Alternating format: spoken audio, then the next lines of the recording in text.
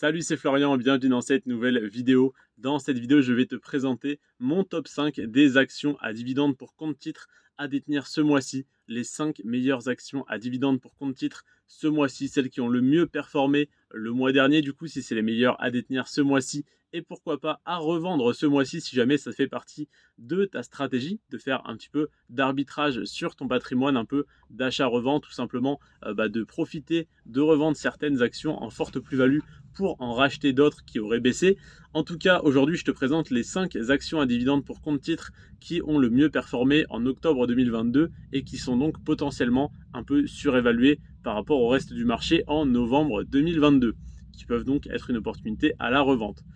En cinquième position, parce qu'on va partir de celle qui a connu le moins de croissance à celle qui en a connu le plus. La cinquième de ce classement, c'est l'action Lockheed Martin. Lockheed Martin qui a fait plus 16% ce mois-ci, c'est énorme, 16% en un mois. Et sur le long terme qui est à plus 394% sur 10 ans. Alors oui, c'est une action à dividende et oui, elle a plus de croissance que la plupart de tes actions de croissance. Ne t'énerve pas, tout va bien, tu n'as qu'à investir dessus. Lockheed Martin, très belle boîte, plus 16% en un mois, c'est énorme. Et ça n'est pas la première de ce classement, ça n'est que la cinquième. Et sur les 10 dernières années, comme je te l'ai dit, on est à plus 394%. Donc oui, on a un dividende très intéressant et oui, on a une très forte croissance. Si jamais tu ne connaissais pas cette entreprise, peut-être que tu ne connais pas aussi les 14 autres qui sont dans ma liste des actions de croissance pour compte titre. Et donc, je t'invite à aller voir en description. Tu as tout simplement un lien pour un e-book sur Amazon. C'est la liste des 15 actions de croissance pour compte titre, 10 actions de croissance pour PEA, 15 actions à dividendes, voire même peut-être 20 actions à dividendes pour PEA et mes 45 actions à dividendes pour compte titre. Et donc tu as au total, il me semble, 85 actions dans cette liste qui sont les 85 actions qui m'intéressent, que j'analyse tous les mois et sur lesquelles j'investis pour la plupart. Je dois investir sur à peu près 75 d'entre elles. Oui, sur 70 d'entre elles à peu près. En tout cas, Lockheed Martin plus 16% ce mois-ci, donc potentiellement une bonne opportunité à la revente et non pas à l'achat ce mois-ci, et 394% sur 10 ans, donc très forte croissance sur le long terme. Ensuite, en quatrième position, on a MetLife. MetLife qui est à plus 17% ce mois-ci et 123% sur 10 ans. Donc moins forte croissance sur le long terme, mais pour une action à dividende, 123% sur 10 ans, c'est déjà énorme. Et plus 17% en un mois, très forte croissance. Alors pourquoi on a autant de croissance ce mois-ci sur le marché? Tout simplement parce que depuis début 2022, on a que de la baisse, on a que des actions qui sont en train de très rapidement dégringoler. Et donc, elles sont en train de récupérer leurs pertes ce mois-ci pour la plupart. Alors, je dis pour la plupart parce que demain, je te présenterai le top 5 des actions à dividendes pour compte titre à acheter ce mois-ci parce que certaines continuent de baisser jusqu'à 9% sur le mois d'octobre 2022. MetLife, donc, plus 17%. En troisième position, on a Bank of America, pardon. Je suis en train de lire un livre où ça parle de Bank of California, pardon. Bank of America, plus 17% ce mois-ci, donc pareil que MetLife, très forte croissance. Déjà, quand on a 17% sur un an pour une action à dividende, c'est une belle performance. C'est une performance déjà qui n'est pas réalisée tous les ans. Mais alors là, 17% en un mois sur le mois d'octobre 2022, c'est énorme. C'est donc potentiellement intéressant si tu as des actions Bank of America et que tu es donc en plus-value de 15-20% de les revendre, ou en tout cas d'en revendre une partie, parce que évidemment elle reste très intéressante à détenir à long terme. Il ne faut pas revendre dès que tu es à plus 10 ou plus 15%. Mais si tu manques de cash pour réinvestir sur d'autres entreprises qui n'ont pas fait plus 17%, mais par exemple moins 6, moins 7 ou moins 9% ce mois-ci, ça peut être intéressant.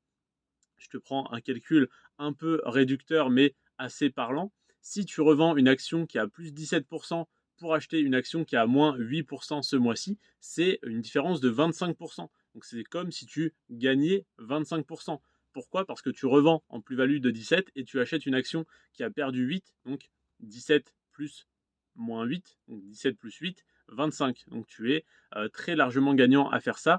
Évidemment, tu peux être extrêmement gagnant à faire un simple DCA comme je le fais sur mon compte titre. Mais si jamais tu connais un petit peu plus ces entreprises un peu plus le contexte macroéconomique, la rotation sectorielle, donc secteur de l'énergie, secteur de l'immobilier, secteur je sais pas, des biens de consommation courante, etc., etc., tu as tout intérêt à faire ça et donc à revendre quand tu es en très forte plus-value sur un mois pour réinvestir là où tu es en perte. Évidemment, tu peux également faire un DCA, comme je te le disais. C'est ma stratégie pour faire vraiment simple. Je fais un DCA et pour servir d'exemple, disons. Mais si jamais tu es un petit peu plus attiré vers les marchés, que tu as envie de faire un peu plus de transactions, et bien plutôt que de faire du trading bêtement et d'avoir une chance sur deux, ou plutôt une chance sur trois de gagner de l'argent, parce que plus de 70% des traders, ou 80%, je ne sais plus, 83%, il me semble même, perdent de l'argent. Donc au lieu de faire ça, bah, tu peux tout simplement acheter plusieurs actions, revendre celle où tu es en plus-value pour racheter celle où tu es en perte. Et si tu as bien choisi toutes tes actions, sur le long terme, les actions qui étaient en train de baisser vont remonter, celles qui avaient monté vont rebaisser, tu réinverses et au fur et à mesure, tu augmentes ton patrimoine. Ça peut être une stratégie également et c'est en partie pour ça que je te fais ce type de vidéo. Donc, ça c'était la troisième, Bank of America, plus 17% sur un mois et plus 283% sur 10 ans. Ensuite, on a l'action Chevron. Chevron qui est à plus 26% sur un mois. 26%, c'est énorme. Surtout que sur les 10 dernières années, elle a fait seulement plus 61%. Donc sur ces 61%, il y a donc 26% qui sont dus à la croissance de ce mois-ci. Autrement dit, le mois dernier, elle était seulement à plus à peu près 45, enfin, oui, du coup, tac, tac, 35, plus 35% sur 10 ans. Et grâce à la croissance de ce mois-ci, elle est à plus 61 pour faire court sans tenir compte des intérêts composés, etc. Mais globalement, c'est à peu près ça. Donc c'est énorme. Un tiers de la croissance des 10 dernières années de l'action Chevron est due, plus d'un tiers est dû à la croissance qu'il y a eu sur le mois d'octobre. Donc très probablement que l'action va corriger et va rebaisser sur le mois à venir. Et la première action de ce classement, c'est l'action EOG Ressources. EOG Ressources qui a fait plus 27%. Donc on était à 26 pour Chevron, là on est à 27, mais ces 27%, ils sont d'autant plus impressionnants que sur 10 ans, on est à plus 15%. Donc on a plus de croissance sur un mois qu'on en a eu sur les 10 dernières années. Autrement dit, jusqu'au début du mois d'octobre 2022, on était en perte sur 10 ans. On était donc à peu près à moins 12% sur les 10 dernières années. Et grâce aux 27% de croissance de ce mois-ci, on est à plus 15% sur les 10 dernières années. Donc là, d'autant plus que la croissance sur le long terme de Chevron et de EOG Ressources n'est pas énorme, donc comme je te disais sur le long terme, sur 10 ans, eh bien la croissance de ce mois-ci est vraiment impressionnante avec donc 26% pour Chevron et 27% pour EOG Ressources. Donc si au moment où tu vois cette vidéo, tu détiens ces actions-là et ces actions-là ne sont pas encore redescendues, n'ont pas rebaissé depuis parce que c'est très probablement ce qui va se passer. Si tu vois cette vidéo donc peut-être le 20 novembre, ça sera peut-être un peu tard et tu pourras peut-être pas autant profiter de ça que si tu l'avais vu donc fin octobre voire début novembre.